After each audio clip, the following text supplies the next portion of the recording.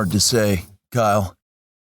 Which game was better for Nintendo 64? Cruisin' USA or Wave Race? Little surf and turf conundrum, right? DarbyCast, WildCard Friday. Plenty of things to talk about.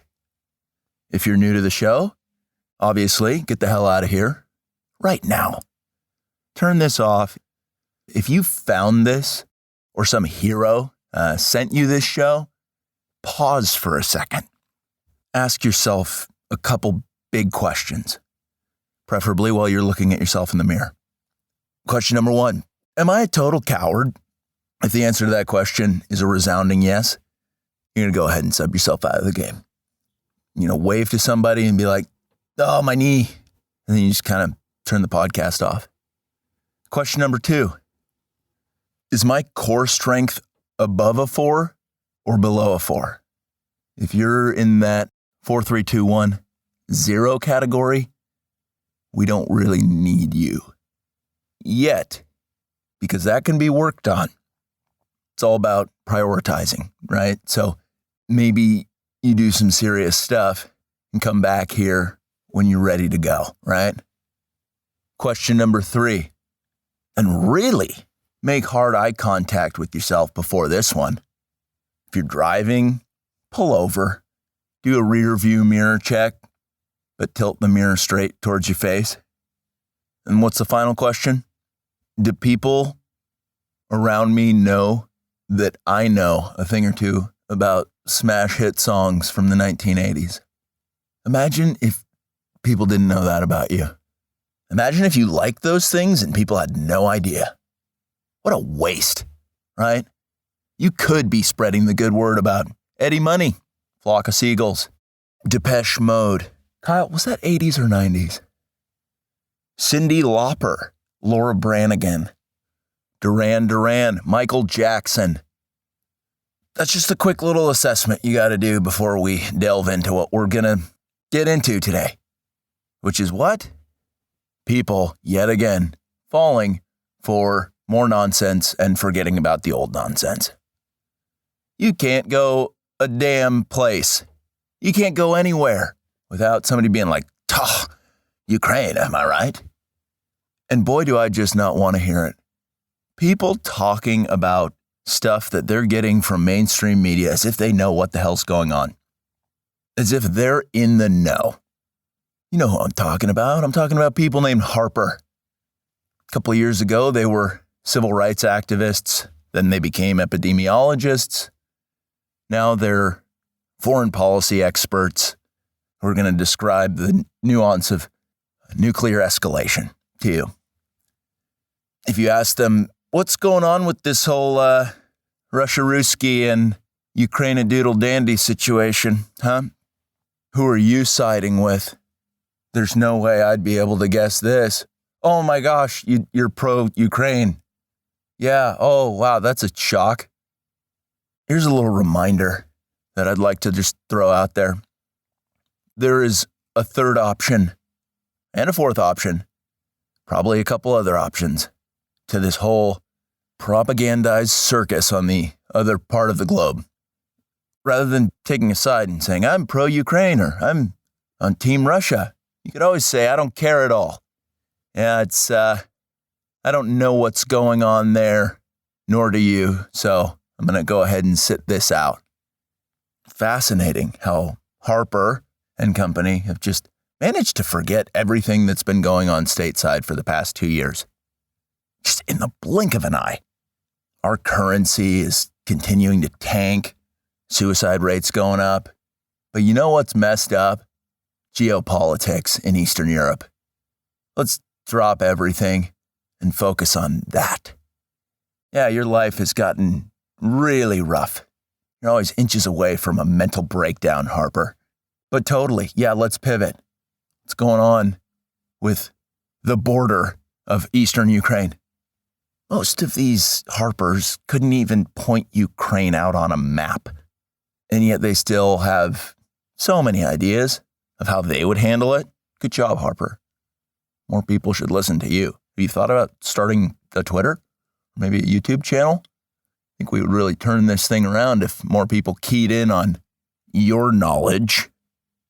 Harper, you're right on the money. American corporations, notably tech and media, would never team up with the corrupt government bureaucracy to convince people. They wouldn't try to get you to have a very limited understanding of the situation, get you wrapped up into a frenzy, and continue to degrade your mental health. All while quesadillas are now reaching $30 a piece. Harper, that wouldn't happen. Way to have faith, Harper. Way to have trust. It's tough watching it, right? Seeing these people just getting slapped around. Listen, a lot of the time I feel bad for them and I can have a little compassion and be like, I'm sorry, Harper. But then it gets tough when guys like Harper and his buddy Aiden yell at you and be like, stand with Ukraine. Let's just ask some key questions. A, do we really know what's going on there? B, how do we know what's going on there? C, have the sources that have explained the way the world is to you for the past couple decades, what's their track record like? All good questions to ask. What's Russia's motivation in all of this? It's because they're evil, piped in Harper, who had figured it out completely. Might be a little bit more complex than that. Might be. And again, I don't really know. I've done a little bit of reading on it, and then I've arrived at the conclusion, the hell am I doing? What a waste of time. I'm not going to figure this out. Tell you what I do know. Things are going to get progressively crappier stateside. What, you think getting involved in a foreign conflict yet again is going to somehow just nurse our country back to health? Nothing cleans up corruption in a country like a foreign war, am I right? I have very little time and patience when it comes to Harper, Aiden, Darren, Todd, just in the grocery store, behind me in the checkout. Like, can you believe what's going on in Ukraine? I'm just like, oh, fuck, man. What do you say to that? To shut somebody down, just to be like, Putin's my dad, fuck off. Because I just don't want to hear about it. I don't want to hear somebody's shitty take on just about anything anymore. It's exhausting. It's fascinating how people have the memory of a goldfish these days, and they can just bounce all over the place and be like, wow, look over there. Wow, look over there. Wow, look over there.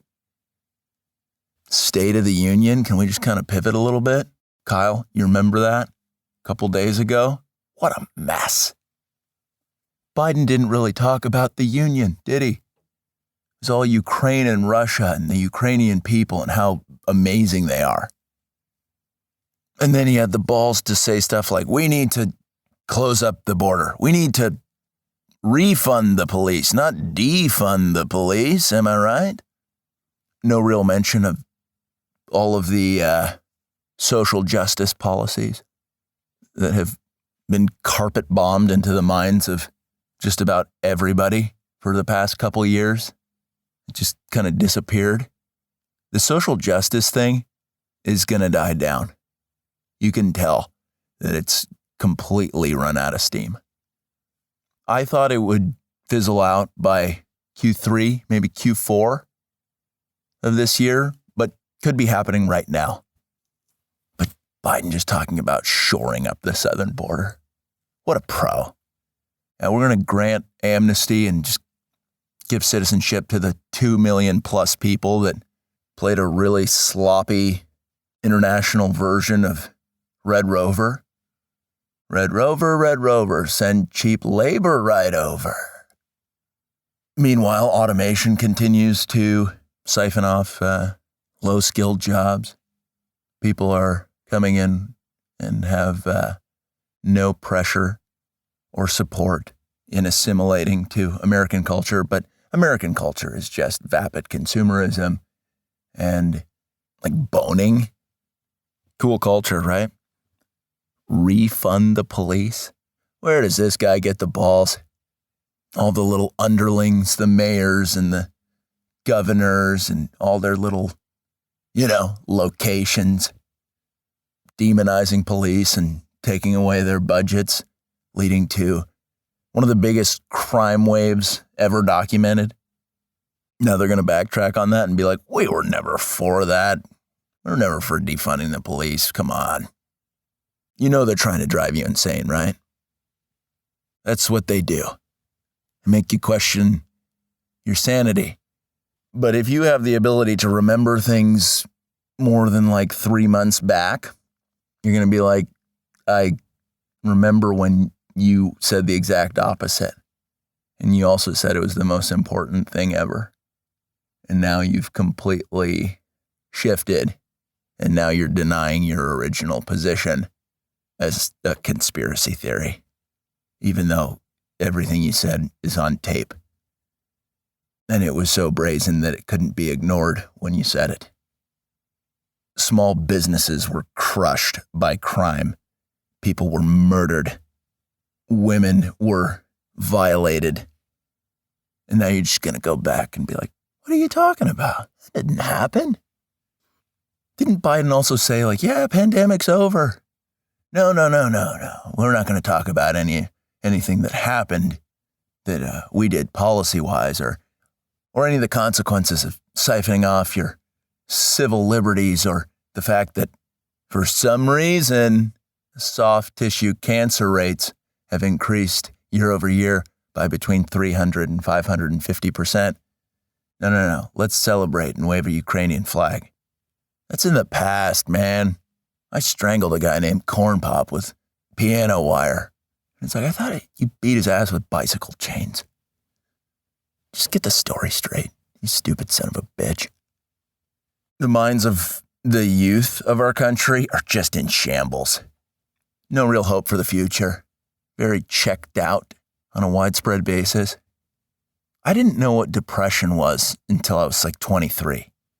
Now you have 8-year-olds cruising around, chiefing cigarettes and being like, duh, the economy.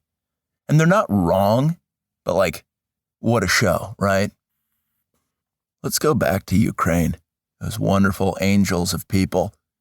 This is totally grassroots. It's one evil dictator, Vladimir Putin, versus some people who just want to have a democracy. These great Ukrainians. Is anyone buying that? Ukraine is one of the most corrupt, oligarchic kleptocracies in all of the world. The U.S. and our fucky allies have probably been doing shady shit there, using it as a forward military operation to be closer to the Ruskies and China. Isn't that fascinating how people's understanding of a potential war is just like the leader of one country's evil and the people of the other country are great. And that's why this is all going down. Harper just laps that up and tells people about it as he's buying tampons for his son, just in case his son lops his dick off. Pretty sweet country we got going on these days. Here's another angle. So it's pretty widely known by people who have a couple brain cells firing that our leaders in industry and government hate the American people. They've made it quite clear over a multi-year period that they hate the average American, especially if you're a dude and especially if you can get sunburned. Then all of a sudden, they're trying to rally you up to be patriotic and all about their program. Harper's aligned. I, however, am not. I'm going to call it right now. By summertime, gas is probably going to be about $10 a gallon. USA. USA. Kind of wild just watching all this stuff go down. Watching the Harpers get batted around like a shuttlecock. All while the rest of us are like, oh man, just end it. Let's go back to the State of the Union. Did you watch it? Did you see how many senators were wearing Ukraine-themed pocket squares? What was that even about? How in bed with Ukraine are American politicians? There has to be such shady stuff going down there. Weapons development, human trafficking, money laundering. Nobody's talking about the potential motivations and high-level reasoning that we should be employing in analyzing anything going on here. In fact, any American politician right now that's piping off about Ukraine, keep a very close eye on that person, because they are not your friend. If they represented the interests of the American people, they would probably be focused on domestic issues right now and wouldn't let every domestic issue that is a flaming dumpster fire name an issue. It's a mess. If they've conveniently forgotten about how awful things have gotten here and are instead just enjoying getting rich and waving little Ukrainian flags, make a mental note of that. That's all I'm saying. Notice the whole time I have not described Russia as the good guys in this. I don't know if there is a good guy solution to any foreign conflict. In fact, I'll reiterate, I have no idea what's going on over there. But what I do know is that anyone who has placed the importance of a foreign country over our own should be carefully watched. Whether they are in government or not in government, you should key in on them. You should research where their kids work. I don't mean that in like a creepy kidnap them way. I mean that like it would astonish you at how many U.S. senators have children that work for Ukrainian oil and coal companies. It would kind of blow your mind, especially how high profile these people are. Little do these pro-Ukrainian people know, but they have really outed themselves. Because contrary to Harper's theories, the primary responsibility of government officials is to prioritize the immediate pressing concerns of their citizenry, and a foreign war is not that. High crime rates, tanking currency, declining mental health, an overall air of despair. What are those, right? Kyle, am I being a fucking downer? Do I need to get more chipper and just like talk about hilarious things like how Harper gets beat up by chicks? You know what freaks people out the most? If they're really rah-rah about something that they heard in mainstream media, not opposing them directly, not arguing with them, but just to look them in the eye and say, I don't care at all, and you have no idea what you're talking about. And you can reorder that and you say, you have no idea what you're talking about, and even if you did, I wouldn't care at all. That breaks these people, the Harpers. One of the major positives of the State of the Union, I would say, is just a really clear-cut vision of where the priorities of everybody lies. It's not with you. It's not with your neighbor. It's always somewhere else. Lifetime career politicians, surprise, surprise, have their interests at heart more so than the citizenry. Shocker, I know. But it is kind of nice to see them put that on full display. For such a long time period, we hate you and we care about nothing that is happening to you. In fact, there's stuff that's way more important to us, and we're going to try to convince you that it should be important to you. But that's where you go with the, actually, I don't care about the things that you're telling me because you're all you do is tell lies. Where's that been? Here's a good exercise for today. Rather than key in on international geopolitics, see what interesting developments you can discover about what's going on stateside that's being conveniently brushed under the rug. That's a nice little how-to guide of figuring out what's actually going on. classic sleight of hand by the establishment. Look over here, this is nuts. Okay, said Harper. Meanwhile, sharp people are saying, well, what else is going on? There's probably some really important stuff that you're trying to distract people from. Some pretty damning stuff, I would imagine. Time for a little bit of detective work if you're feeling like doing some reading. I could tell you more stuff that's happening, but why would I rob you of the opportunity of a research project? Another key reminder, I've already said it, but always remember, if people who hate you tell you what's best for you, they're lying. Does that make sense? If people who hate you tell you the most important things you should be focused on, you should try to focus on what they're not telling you about. This is really basic stuff, isn't it? It's nice to have a reminder of things like this from time to time, though. Kyle, am I right? Yeah, I am. It's tough when you gotta really get back to basics and use common sense. I'm not gonna lie to you, DarbyCast doctors. I've been pretty busy, and I haven't had the amount of time that I usually do to read and study up on everything going on. I typically read for 4 to 6 hours a day, and I've scaled that back a little bit, but I, like you, have been keyed in on this long enough to know that it's just another Trojan horse with a new paint job. It's a pretty similar play to every other play.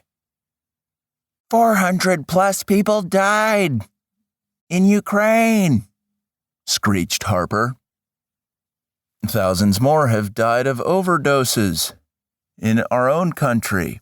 Nobody seems to focus on that. Vladimir Putin's evil. Your leaders are worse, and they have more control over your day-to-day. We need to protect democracy in Ukraine. It's probably more of a sham than it is here, if that's even possible. Ukrainians are amazing. How many of them do you know, personally?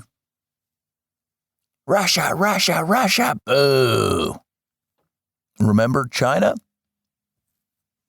Russia has nukes and they hate us. Same with other countries. If you don't support this foreign war, you're not patriotic.